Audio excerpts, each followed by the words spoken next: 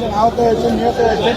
তার পাশাপাশি 27শে জুলাই থেকে 30 আগস্ট পর্যন্ত যেসব ছাত্র শ্রমিকরা এই সময় যে আন্দোলনে যারা আত্মাহুতি দিয়েছেন তাদের শ্রদ্ধা জানাই, তাদের ফের মাফেরত কামনা করি। যারা বেসিক্যালি আহত হয়েছেন, অনেকে বন্ধুত্ব বরণ করেছেন, তাদের সত্যিকারের দিক থেকে তাদের প্রতি দোয়া করেছেন, আল্লাহকে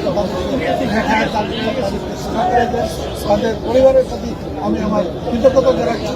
যারা নিহত হয়েছেন তাদের পরিবারের তাদের সকলকে রক্ষা করেন, জাতি তাদের এই অবদানকে অবশ্যই সম্মান করে সামনে রাখবেন।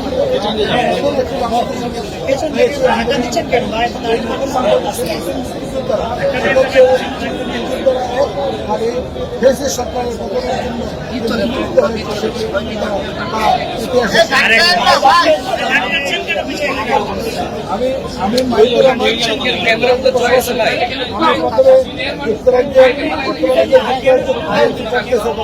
কয়েক বছর ধরে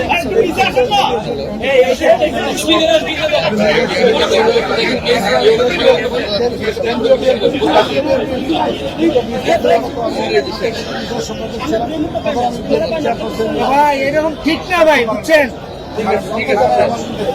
গণতন্ত্রের মাঠে তিনি অনেক কষ্ট করেছেন, জেল জীবন কেটেছেন, বিনা অপরাধে তিনি কারা বন্দী ছিলেন। উনি অসুস্থ, সুস্থ অবস্থায় ছিলেন। আমি সত্য জানাই ওনার সুস্বাস্থ্য সর্বোপরি এই গণতন্ত্র উদ্ধারের নেতৃত্ব তিনি দিয়েছেন।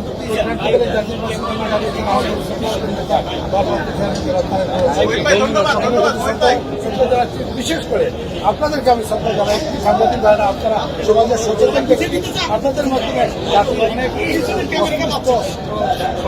জানে এবং অনেক কি করছে এই দেশে সবকিছু আপনাদের মাধ্যমে জানে।